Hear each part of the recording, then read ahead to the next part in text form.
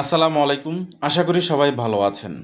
রমজান মাসে কিভাবে সাহাবীরা প্রস্তুতি নিতেন সেটা যদি আমরা তাদের জীবন এবং জীবন যদি আমরা বিশ্লেষণ করি তাহলে আমরা জানতে পারবো যে সাহাবীরা কিভাবে রমজানের প্রস্তুতি নিতেন। সাহাবীরা রমজানের প্রস্তুতি নিতেন 6 মাস আগে থেকেই শুরু হওয়ার। সেখান থেকে তারা দোয়া করতেন যেন তাদের হায়াতটাকে রমজান পর্যন্ত বৃদ্ধি করে দেওয়া হয় এবং অর্থাৎ তার হায়াতটা যেন রমজানটা পায় সেটার জন্য আল্লাহ তাআলার কাছে দোয়া করতেন। কোরআন তেলাওয়াত করতেন আগে থেকেই, এবং তারা গত রমজান থেকে এই রমজান কিভাবে আরও ফলপ্রসূভাবে ইবাদত বন্দিগি করতে পারে সেটার চিন্তা ফিকির করতেন।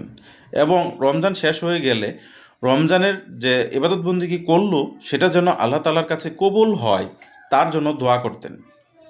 রমজান মাস তাহাজ্জুদের নামাজ আদায় করার চেষ্টা করতেন, রাতের নফল ইবাদত করার চেষ্টা করতেন, বেশি বেশি কোরআন তেলাওয়াত করার চেষ্টা করতেন এবং রমজান মাসটাকে যেন পরিকল্পনার মাধ্যমে দিয়ে যেতে পারে সেজন্য তারা আগে থেকে চিন্তা ভাবনা করে রাখতেন।